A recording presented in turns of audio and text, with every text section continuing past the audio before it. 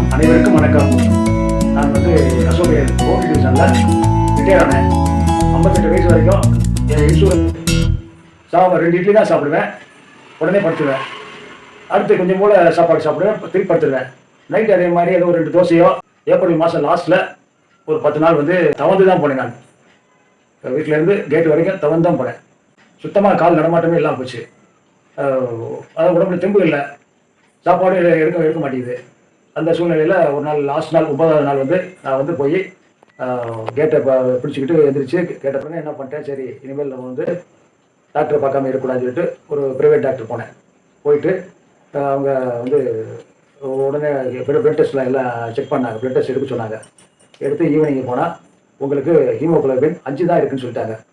உடனே என்ன பண்ணாங்க, ட்ரிப்ஸு ஏற்றணும்னு சொன்னாங்க. சரி இந்த ட்ரிப்ஸ்லேயே மாத்திரை பிளட் ஏற்றணும்னு சொன்னாங்க. நான் பிளட்டு வேணான்னு சொல்லிட்டேன். ஒரு 5 பாட்டில் ஏற்றுறேன். அதே டயத்தில் நீங்கள் ஒரு ப்ரைவேட் ஹாஸ்பிட்டலில் போய் கொஞ்சம் செக் பண்ணுங்க அப்படின்னாங்க. எம்ஆர்ஐ ஸ்கேன் போனேன். அதை ஒருத்தர் சொன்னாங்க, ப்ரைவேட் ரொம்ப ஃபேமிலி ஃப்ரெண்ட் மாதிரி ஒரு டாக்டர். அவங்க சொன்னனால தான் ஹாஸ்பிட்டல் போனேன். ஆனால் 3 நாள் இருந்தேன். 3 நாள் பிசியோதெரப்பி பார்க்கல. அதனால எனக்கு மனசு ரொம்ப கஷ்டமாக இருந்தது. சரின்னு சொல்லிட்டு அங்கே 3வது நாள் எம்ஆர்ஐ ஸ்கேனில் எல்லாம் ஓகேன்னு சொல்லவும், இன்னும் ஒரு 6 மாதம் உங்களுக்கு கால் உங்களுக்கு கால் போயிடுச்சு. லெஃப்ட் கால் உங்களுக்கு போயிடுச்சு. அது நாங்கள் ஒரு 6 மாதத்தில் உங்களுக்கு சரி பண்ணிடுவோம், இன்னும் கவலைப்படாதீங்க அப்படின்னாங்க. எனக்கு மனசு சரியில்லை. பிசியோதெரப்பி தான் நம்ம போனதே, கால் நடக்க முடியலன்னு சொல்லி. ஒரு நாள் கூட பிசியோதெரப்பி வந்ததே கிடையாது. அப்படி இருக்கிற சூழ்நிலையில் உடனே என்ன பண்ணேன், அன்றைக்கி டிஸ்சார்ஜ் ஆகிட்டேன். ஏன்னா எங்களுக்கு வந்துட்டேன். 3 நாள் தங்கினேன். உடனே வந்துட்டு மாத்திரைலாம் கொடுத்தாங்க. பக்கத்தில் ஒரு 2 வீடு தள்ளி ஒரு பெரியவங்க இருக்காங்க, அம்மா. அவங்க கால் நடக்க முடியலன்னு சொல்லி ஒரு பிசியோதெரப்பி டாக்டர் அவங்கள வர சொன்னாங்க. அவங்க பார்த்து ட்ரீட்மெண்ட்லாம் பண்ணி நல்லா நடக்க வச்சுட்டாங்க. இப்போ நல்லா சிக்கி வச்சுக்கிட்டு அவங்க எல்லா கல்யாணத்துக்கும் போகிறாங்க. அதனால நீங்களும் உங்கள்கிட்ட அவங்க பார்க்க சொல்கிறேன் அப்படின்னு சொல்லி பிசியோதெரப்பி டாக்டர் வந்தாங்க. நான் உட்கார்ந்தே இருந்தேன், என்னால் எந்திரிக்க முடியல. உடனே தொட்டு பார்த்துட்டு ரொம்ப வீக்காக இருந்தேன் நான். உடனே என்ன பண்ணாங்க, சரி நாளையிலேருந்து நான் வரேன் அப்படின்னு சொல்லி சொன்னாங்க. உடனே மறுநாள் ஈவினிங் வந்தாங்க. வந்துட்டு என்னைய நல்லா நடக்க சொன்னாங்க. கையை பிடிச்சிக்கிட்டாங்க. கையை பிடிச்சிக்கிட்டு அவங்களே என்னை நடைபயிற்சி செஞ்சாங்க. நடைபயிற்சி பண்ணோம். ஒரு வாரத்தில் எனக்கு நான் எந்திரிச்சு நடக்கிற அளவுக்கு என்னைய கொண்டு வந்துட்டாங்க அவங்க. ஆனால் உடம்பு வீக் தான் எனக்கு தொங்குது. அந்த மாதிரி நிலைமை ஆகி போச்சு. அப்போ உடனே இவங்க சொன்னாங்க, நல்லா வைட்டமின் இதெல்லாம் சாப்பிடுங்க, நல்லா வெயிலில் வாக்கிங் போங்க. நான் ஒரு மாதம் வரைக்கும் நான் பெரும்பாலும் போகல. அதுக்கப்புறம் என்ன பண்ணேன், இந்த மாதிரி செய்யறதுலையே கொஞ்சம் கொஞ்சமாக ஒரு நாளைக்கு ஒரு 50 அடி ஓட்டுவேன். அப்புறம் அப்படியே டர்ன் பண்ணி வருவேன். இப்படியே எனக்கு பேலன்ஸ் ஏன்னா நான் ஒரு 45 வருஷமாக நான் சைக்கிள் ஓட்டிகிட்டு இருக்கேன். திடீர்னு சைக்கிளை துருப்பிடிச்சு போச்சு சொல்லிட்டு போட்டேன். இப்போ அந்த சைக்கிள் போனாக்கா எனக்கு நல்லா ஈஸியாக இருந்தது. அவங்களே அந்த எக்ஸசைஸ்லேயே படலாம் சொன்னாங்க. நிறையா எக்ஸசைஸ் சொல்லி கொடுத்தாங்க. கிட்டத்தட்ட ஒரு 50-60 எக்ஸசைஸ் சொன்னாங்க. ரெகுலராக ஒரு 10 எக்ஸசைஸ் நான் செய்வேன். காலையில் எழுந்திரிச்ச உடனே, அதே மாதிரி சாயங்காலம், அதே மாதிரி சூரிய ஒளி வெயிலில் மேலே படுற மாதிரி வாக்கிங் போவேன். திருப்பி வருவேன். திருப்பி ஈவினிங் என்ன பண்ணுவேன், ஈவினிங் ஒரு 8:30 மணிக்கு மேலே கொஞ்சம் நடமாட்டம் இல்லாதப்ப அப்படியே வாக்கிங் போவேன். ஒரு 2 கிலோமீட்டர், 1 கிலோமீட்டர் போவேன், 1 கிலோமீட்டர் வருவேன். 2 கிலோமீட்டர் நான் நடந்தேன் டெய்லி. அவங்க சொல்ல அவங்க சொன்னாங்க, சாப்பிட்றது செரிமானம் ஆகணும். அதனால் நீங்கள் நல்லா நடக்கணும். எப்பப்போ உங்களுக்கு முடியுதோ நடங்க.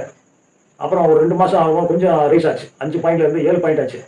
அப்போ ஆட்டோமேட்டிக்காக கொஞ்சம் எனக்கு ஒரு மதுரை தாண்டி தான் எங்களுக்கு நேட்டிவ் பிளேஸ். 600 கிலோமீட்டர் போயிட்டு வந்தேன் நான். ஆனால் சொல்லிட்டாங்க, ஏசி ஐஸ்லாம் சாப்பிடாதீங்க, ஏசியில் போகக்கூடாது, நான் ஏசியில் தான் போகணும், அதுவும் பெத்தில் தான் போகணும். ஏன்னா நார்மலாக எனக்கு தொங்க போட்டாலே கால் வீங்கும்.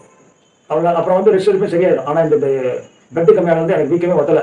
அதுக்காகவே நல்லா ரெஸ்ட் எடுத்தேன். அப்புறம் ஸ்லீப்பர்லேயே போனேன். நான் பயிற்சி கொடுத்தேன். ஒரு 2 மாதம் ஃபுல்லாக எனக்கு நல்லா சொல்லிக் கொடுத்தாங்க. 50 எக்ஸசைஸ்க்கு மேலேயே இருக்கும். அப்படி சொல்லி கொடுத்தாரு.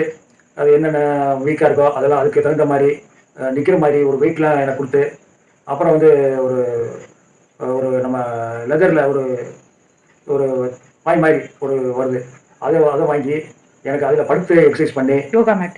ஆமாம், அது என்ன யோகா மேட்டை வாங்கி கொடுத்தாங்க. அதுக்கப்புறம் வெயிட் ஒரு ரப்பர் பேண்ட் ஒன்று வாங்கினாங்க. அது இடுப்பில் கட்டி எக்ஸசைஸ் பண்ணுறது, கையில் கட்டி எக்ஸசைஸ் பண்ணுறது, நம்ம ஸ்ட்ரென்த்துக்காக காலில் கட்டி எக்ஸசைஸ் பண்ணுறது அப்படின்னு. அப்புறம் நல்லா வெயிட்டாக ஒரு கிலோ காலில் கட்டி விட்டு அதை நடக்க சொன்னாங்க. நல்லா அதாவது நிற்கிறதுக்கு பேலன்ஸ் இல்லாமல் நிற்கிறதுக்கு அந்த வெயிட்டு நான் ஒரு 2 மாதமாக நல்லா யூஸ் பண்ணேன். இப்போ எனக்கு இப்போ ஒரு 10 பாயிண்ட் ஏறிச்சு. இப்போ கிட்டத்தட்ட மேலேருந்து எனக்கு May, June, July, August, September, October 2 மாதத்துக்கு பிளட் டெஸ்ட் எடுத்தேன். இப்போ இப்போ லாஸ்ட்டாக இருக்கும்போது ஒரு 2 மாதத்துக்கு முன்னாடி இருக்கும்போது எனக்கு 10.5 வந்துருச்சு எனக்கு. அதே மாதிரி அவங்க சொன்னாங்க மாதுளம்பழம் எல்லாமே ஜூஸ் போடக்கூடாது, மாதுளம்பழம், கேரட்டு, பீட்ரூட்டு, மற்றபடி கத்திரிக்காய் வெண்டைக்காய்லாம் சாப்பிடுங்க. நல்லா கத்திரிக்காய் இரும்பு சத்து நிறையா உள்ள முருங்கைக்கீரை நிறைய சாப்பிடுங்க. பொரியலாகவும் பண்ணுங்க, கீரையாகவும் பண்ணுங்க. நல்லா முருங்கைக்கீரை தாராளமாக சேர்ந்த ஒரு நாளைக்கு 2 நாளைக்கு அந்த மாதிரிலாம் சேர்த்து அதுக்கப்புறம் வந்து நல்லா உன்னுடைய ஒய்ஃப் வந்து கவனிச்சாங்க. கவனித்து இப்போ வந்து 10 புள்ளிகள் இருக்குது. இப்போ வந்து நான் வந்து இந்த ஒரு ஒரு 2 வாரமாக நான் ஊருக்கு போயிட்டு வந்துட்டு இருக்கேன். 1 மாதம் மட்டும் நான் இப்போ போனது. போயிட்டு திருநெல்வேலி வரைக்கும் என்னுடைய சகோதரியை பார்த்துட்டு வந்தேன். கோயிலெலாம் போயிட்டு வந்தேன். நல்லா வாக்கிங் நடந்தேன். கோயிலில் சுற்றுப்புறம் எல்லாமே. அதே மாதிரி ஸ்ரீவில்லிபுத்தூர் போயிட்டு வந்தேன். ஆண்டாள் கோயிலுக்கு அங்கேயும் நல்லா ஃபுல்லாக பாறாங்கல் தர தான் எல்லாமே. அதே மாதிரி ஃபுல்லாக நல்லா நடந்தேன். நல்லா வாக்கிங் போனேன். நல்லா இப்போ வந்து எனக்கு வந்து நல்ல ஸ்ட்ரென்த் இருக்குது. நானே நினச்ச நேரம் வாக்கிங் போவேன், நினச்ச நேரம் சைக்கிள் ஓட்டுவேன். என்னுடைய பிசியோதெரபி டாக்டர் பேர் வந்து ஒரு பேர் என்ன? ரம்யா மேடம். ரம்யா ஜோஷி. அவங்க வந்து அவங்க தான் ரூபிகா ஹோம் கேர் அங்கேருந்து பிசியோதெரபி அங்கேருந்து அவங்க வந்தாங்க. அவங்க வந்து நிறையா பேர் பார்த்துக்கிட்டு இருக்காங்க. இதை வந்து நான் சொல்லலாம் மேடம். அவங்க வந்து அவங்க சொன்னதை வச்சு இப்போ ஃபாலோ பண்ணி நல்ல கீரைகள்லாம் காய்கறிகள்லாம் எல்லாமே சாப்பிடுங்க அப்படின்னு சொன்னாங்க. முடவாட்டுக்கால் கூட சூப் வச்சு சாப்பிடுங்கன்னு சொல்லியிருக்காங்க. ஒரு முடக்கால் மூட்டு மாதிரி இருக்குமா, சக்கரவள்ளி கிழங்கு மாதிரி இருக்குமா, அதை வந்து நீங்கள் வந்து முடவாட்டுக்கால் வந்து வாங்கி அப்படின்னு சொல்லியிருக்காங்க. அவங்க சொல்ல நான் கேட்டு இன்னைக்கு நான் ஊருக்கு போயிட்டு வரணும்னு சொன்னால் போயிட்டு வாங்க, தாராளமாக போயிட்டு வாங்கன்னு சொல்லிட்டாங்க. உங்களுக்கு நல்லா ஸ்ட்ரென்த் ஆகிடுச்சு, சைக்கிள்லாம் ஓட்டுறீங்க, அதனால் வந்து உங்களுக்கு ப்ராப்ளமே கிடையாது, நீங்கள் போயிட்டு வாங்க. உங்களுக்கு ஏதாவது உடம்பு வலி ஏதாவது வந்தால் எனக்கு கால் பண்ணுங்கள், நான் வந்துடுறேன்னு சொல்லி நல்ல டைப் அவங்க கரெக்டாக அந்த டைத்துக்கு வந்துடுவாங்க. ஒரு 10 நிமிஷம் காலையில் எக்ஸ்ட்ரா இருந்துட்டு போவாங்க. இதை வந்து படுத்துருவேன். இதெல்லாம் அந்த பிளட்டு கம்மியானால் என்னென்ன எஃபெக்ட் ஆகுதுன்னு நான் வந்து அனுபவித்தேன். எனக்கு உணர்வுபூர்வமாக நான் அனுபவித்தேன். அதாவது முட்டி நடக்க முடியல, கால் வீக்கமாக இருக்குது, சைடில் கால் வீக்கமாக இருக்குது. அதே டயத்தில் சதையெல்லாம் நல்லா பிடிப்பாக இருக்கிற சதையெல்லாம் தொலைன்னு ஆகிப்போச்சு. பார்க்கவே வந்து ஃபேஸ் எல்லாம் மாறி போச்சு. இப்போ வந்து எனக்கு பழைய ஃபேஸ் வந்துருச்சு. எனக்கு நல்லா தெளிவாக இருக்கேன். இப்போ வந்து வெயிட் கூட சைக்கிளை வச்சுக்கிட்டு ஒரு 15 கிலோ ரேஷனில் போய் ஸ்ட்ரென்த்தாக சைக்கிளை பிடிச்சிக்கிட்டே வருவேன். சின்ன லேடி சைக்கிள் தான் அதை பிடிச்சிக்கிட்டு நான் வருவேன். இப்போ நல்லா ஸ்ட்ரென்த்தாக இருக்கேன். எல்லோரும் வந்து இது மாதிரி இருக்கிறவங்க, கால் முட்டி வலி இருக்கிறவங்க, ரத்தம் கம்மியானவங்க, அவங்கெல்லாம் இதை வந்து ஃபாலோ பண்ணுங்கள். நல்ல முறையில் பிசியோதெரபி டாக்டர் சொல்லித்தராங்க. அவங்களுக்கு பெரிய ரம்யா ஜோஷியனுக்கு பிசியோதெரபி டாக்டருக்கு நான் வந்து என்றைக்கும் நன்றி கடன் பண்ணுறேங்க. அதனால் அவங்க வீட்டுக்கு 1 வயசு ஆகுது. எனக்கு இப்போ 61 வயசு ஆகுது. அதனால் வந்து வயசாக வந்து 3 வேளை சாப்பிடணும். அதை கரெக்டாக பண்ணுங்கள். என்னுடைய இது வந்து அதுக்காக தான் நான் சொல்கிறேன். இன்றைக்கி வந்து இப்போ இந்த பிளட் டெஸ்ட் எடுத்து பார்த்துட்டு அதுக்கு மேலே அவங்க மேடத்தை கூப்பிட்டு நான் கேட்டுக்கிட்டு அதான் அவங்களே ஓப்பனாகவே சொல்லிட்டாங்க, வலி இருந்தால் என்னை கூப்பிடுங்க அப்படின்ட்டாங்க. இப்போ வந்து இந்த வீடியோ ப்ரோக்ராம் வந்து அவங்களுக்கு ரொம்ப நன்றி கடமைப்படுறீங்க. அதனால் வந்து எல்லாருமே வந்து இந்த இதை வந்து நல்லா பிசியோதெரபி டாக்டரை யூஸ் பண்ணிங்க. ஏன்னா அவங்க வந்து நல்ல அருமையான டைப்பு, நல்ல அட்ஜஸ்ட் பண்ணுற டைப்பு. நான் மறக்க மாட்டேன். ரொம்ப நன்றி. வணக்கம். என் பேர் மதுரவள்ளி. எங்கள் பேர் ஆர் சுந்தரராஜன். ரிட்டையர்ட் 61 வயசு ஆகுது. ரிட்டையர்மெண்ட் வரைக்கும் அவர் வந்து எந்த ஒரு வைத்தியத்துக்கும் அவர் போகவே இல்லை. ஹீமோகுளோபின் குறைஞ்சிச்சு. 12 மணிக்கு டிஃபன் சாப்பிடுவார். நைட்டு அதோட 7 மணி 7:30 மணி அந்த மாதிரி சாப்பிடுவார். ஒரு வேளை ஸ்கிப் பண்ணிடுவார். ஏன்னா 12 மணிக்கு சாப்பிட்டோம்னா உங்களுக்கு மத்தியானம் பசிக்கிறதுக்கு வாய்ப்பு இல்லைல்ல. அப்படி பண்ணதுனால அவருக்கு உடம்புல வந்து ஹீமோகுளோபின் கம்மியாயிடுச்சு. அது எங்களுக்கு தெரியாமே இருந்தது. ஹீமோகுளோபின் கம்மிங்கிறது தெரியாம இருந்து முக்கியமாக டாக்டர்கிட்ட ரொம்ப வரமாட்டார்.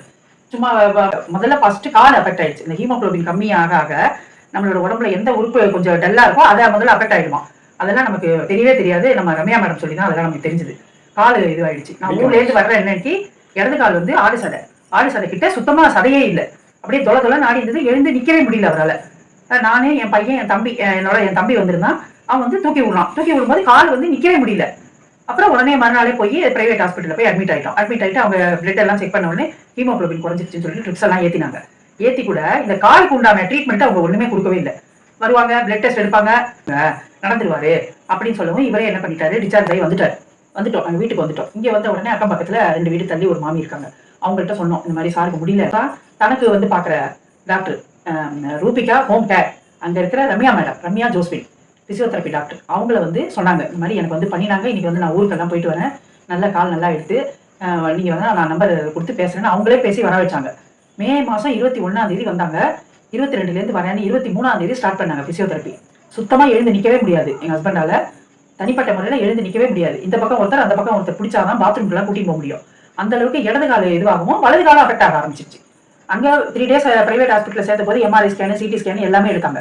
எடுத்துட்டு ட்ரிப்ஸ் ஏற்றினாங்க, எல்லாம் பண்ணாங்க. ஆனா அந்த காலுக்கு உண்டான ட்ரீட்மெண்ட் கொடுக்கவே இல்லை. ரம்யா மேடம் வந்து 23 ஸ்டார்ட் பண்ணாங்க பிசியோதெரபிக்கு. வந்த உடனே சார் வந்து பெட்ல படுத்திருப்பாரு.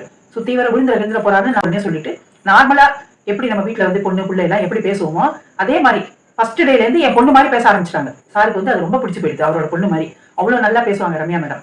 23 ஸ்டார்ட் பண்ணாங்க. எழுந்து நிக்கவே முடியாதவரு 23ஆம் தேதி ஸ்டார்ட் பண்ணி 30ஆம் தேதி நடந்துட்டாரு. என்னால இன்னமும் நம்பவே முடியல. எனக்கு ரொம்ப ஆச்சரியமா போச்சு. 2 பசங்க வேலைக்கு போயிட்டு இருக்காங்க, அவங்களுக்கு மத்த இதெல்லாம் பண்ணணும், இவர் இப்படி நடக்க முடியாம போயிட்டாரு. எனக்கு ஒண்ணுமே புரியவே இல்லை. பிசியோதெரபி பத்தி எங்களுக்கு அவ்வளவா தெரியவும் தெரியாது. அங்க ஹாஸ்பிட்டல்ல சொன்ன உடனே இங்க வந்து ட்ரீட்மெண்ட் ஆரம்பிச்ச உடனே அது ஒரே வாரத்துல நடக்க வச்சுட்டாங்க. அதுக்கப்புறம் எக்ஸசைஸா பண்ணி நல்லா பேசுவாங்க, நல்லா பாட்டு போட்டு நல்லா பேசி மைண்ட்ல என்ன இருக்கு அதெல்லாம் ரொம்ப வீட்டுல ஒரு பொண்ணு பேசுவாங்கல்ல அந்த மாதிரி பேசி சாரை வந்து 1 மாசத்திலேயே நல்லா நடக்க வச்சு ஒரு ஃபங்க்ஷன் 2 ஃபங்க்ஷன் போயிட்டு வந்துட்டாரு. மற்ற எல்லாம் 400 கிலோமீட்டர் 500 கிலோமீட்டர் திருநெல்வேலி வரைக்கும் போயிட்டு வந்துட்டாரு. எங்களுக்கு வந்து ரம்யா மேடம் வந்து பொண்ணு, அதே நேரம் கடவுள். அவங்க என் கணவரை வந்து நல்லபடியா நடத்தி வச்சு எங்களை வந்து எங்க குடும்பத்தை இந்த மாதிரி நல்லபடியா ஆக்கினது எங்களுக்கு கடவுள். அவங்க அப்பா அம்மா போய் பார்த்துட்டு வந்தா, தங்கச்சி ஒருத்தவங்க இருக்காங்க, ரொம்ப நல்ல ஃபேமிலி. ரொம்ப அவங்களுக்கு வந்து இந்த மாதிரி ஒரு துறையை எடுத்து பிசியோதெரபி துறையை எடுத்து அவங்க பண்ணது பெரிய விஷயம். எல்லாரும் அவங்களை வந்து நல்லா இது பண்ணி அவங்கள்ட்ட ட்ரீட்மெண்ட் எடுத்துக்கணும், ஆப்ரேஷன் மட்டும் பண்ணக்கூடாதுன்னு அவங்க சொல்லிட்டாங்க. அது பிரகாரம் ஃபுட்டுலையும் நல்ல பீட்ரூட்டு, கேரட்டு, கீரை, பால், நைட்டு பசும்பால், சாயந்தரம் சுண்டல் கொடுக்க சொன்னாங்க. வீட்டில் இருக்கிற என்ன பொருள் இருக்கோ அதை வச்சே ட்ரீட்மெண்ட். அதுக்குன்னு தனியா பொருள்லாம் வாங்கி இப்படி பண்ணோம் அப்படி அந்த மாதிரிலாம் இல்லை. வீட்டில் என்ன பொருள் இருக்கோ தண்ணி பாட்டில் அதெல்லாம் வெயிட் தூக்குற மாதிரிலாம் பண்ணி கை கால் எல்லாமே 1 மந்த்ல கியூர் பண்ணிட்டாங்க. எங்களுக்கு வந்து அவங்க கடவுள். ரம்யா மேடம் வந்து எங்களுக்கு கடவுள். இது வந்து நான் எல்லாருக்கிட்டையும் நான் சொல்லுவேன். ரொம்ப நன்றி. என் கணவரை நல்லபடியாக ஆக்கினதுக்கு ரம்யா மேடம்க்கு ரொம்ப நன்றி. தேங்க்யூ. வணக்கம். என்னோட நேம் வந்து ராஜஸ்ரீ. எங்கள் டேடி இருக்காரு. அவருக்கு வந்து சடனாக வந்து கால் வந்து நடக்க முடியாமல் தவழ்ந்துக்கிட்டே போனார். ஒரு நாள் திடீர்னு அந்த மாதிரி சடனாக ஒரு விஷயம் நடந்தது. அப்போ வந்து வீட்டில் நான், என்னோட பிரதர் இதுவாக ஊருக்கு போயிருந்தாங்க. அப்போ வந்து நானும் என்னோட பிரதரும் ரொம்ப பயந்துட்டோம்.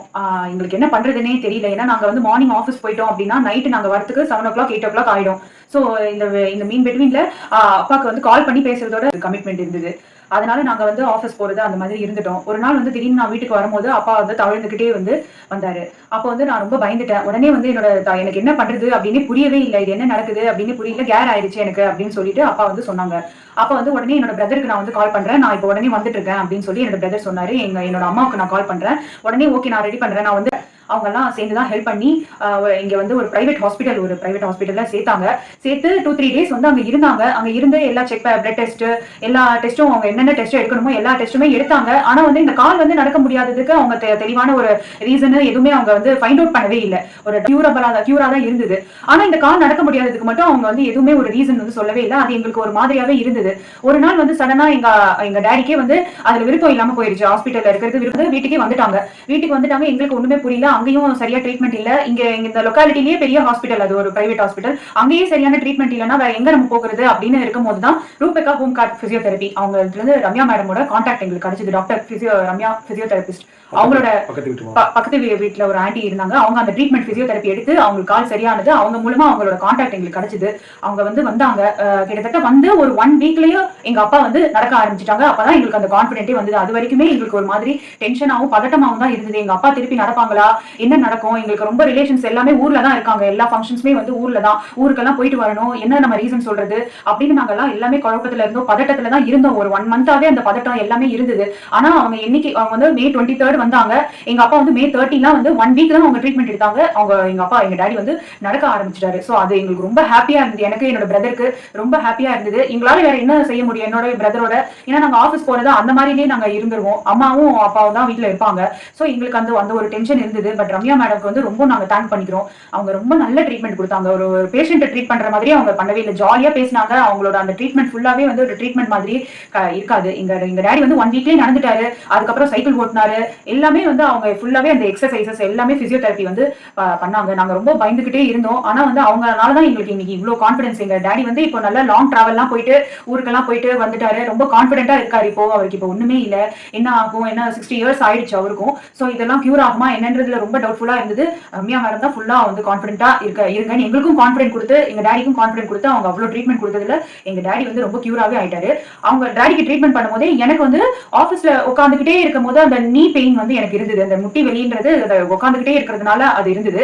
அதுக்கும் அவங்க வந்து எனக்கு எக்ஸசைஸ் சொல்லி கொடுத்தாங்க. ஆபீஸ்ல உட்கார்ந்து இருக்கிறவங்களுக்கு அந்த எக்ஸசைஸ் வந்து ரொம்ப பயன்படும். ஏன்னா நம்ம அங்க ஒர்க் பண்ற அந்த இதுலயே வந்து நம்ம உட்காந்துக்கிட்டே இருக்கும்போது நம்ம எதுலயுமே கான்சென்ட்ரேஷனே போகாது. அது வந்து நம்மளுக்கு வீட்டுக்கு வரும்போது தான் நம்மளுக்கு அந்த பாதிப்பே ஏற்படும். அதுக்காகவும் அவங்க எக்ஸசைஸ் சொன்னாங்க. அது நான் 1 வீக் பண்ணினேன். எனக்கு அதுல இருந்து ரொம்ப கியூரபிளா ஆயிடுச்சு. நான் இப்பயும் அதை வந்து கண்டினியூ பண்ணிக்கிட்டே இருக்கேன். அவங்களுக்கு ரொம்ப வந்து நாங்க தேங்க் பண்ணிக்கிறோம். டாக்டர் ரம்யா மேலும் மேலும் அவங்களோட ஃபீல்டுல வந்து அவங்க நல்லா அச்சீவ் பண்ணி இன்னும் நல்லா நிறைய அச்சீவ்மெண்ட் பண்ணணும். வணக்கம், என் பேர் அழகர். நான் சுந்தரராஜன் சாரோட பையன். ஸோ ஒரு 2 months பிஃபோர் வந்து அப்பாவுக்கு கொஞ்சம் கால் முடியாமல் ரொம்ப ப்ராப்ளமாக இருந்தது. அவர் ஊருக்கு போயிட்டு வந்து கொஞ்சம் ரொம்ப டல்லாக இருந்தார். அந்த டைமில் கால் முடியாமல் கொஞ்சம் நடக்க முடியாமல் ரொம்ப கஷ்டப்பட்டார். ஸோ அந்த டைமில் வந்து நானும் அக்காவும் தான் இருந்தோம். வீட்டில் அம்மா அவங்களாம் ஊருக்கு போயிருந்தாங்க. ஸோ அந்த டைமில் வந்து அப்பாவால் கொஞ்சம் நடக்க முடியாமல் ரொம்ப கஷ்டப்பட்டார். ஸோ அதுக்கப்புறமா அம்மா ஊர்லேருந்து வந்து அதுக்கப்புறமா ஹாஸ்பிட்டலுக்கு அந்த மாதிரி ட்ரீட்மெண்ட் எடுத்துக்கலாம் அப்படின்னு சொல்லிட்டு அப்பாவே மூவ் பண்ணார்.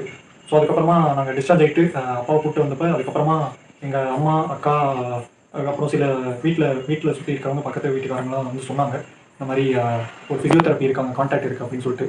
ஸோ ஐ திங்க் அவங்க பேர் doctor Ramya ma'am. So Rupaka home care.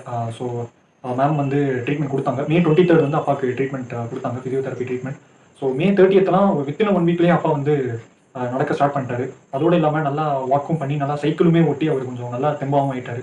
So ஒரு கடவுளாக பார்த்து அவங்க வந்து இங்கே ஹெல்ப்ஃபுல்லாக பண்ணாங்க. ஸோ அந்த டைம்லலாம் நானும் என் கம்மியாக ஆஃபீஸ் போயிட்டு வந்து அந்த ஒரு பிஸி ஷெடியூலில் அவங்க தான் வந்து அந்த டைமில் வந்து பார்த்தாங்க. So thanks a lot doctor Ramya ma'am.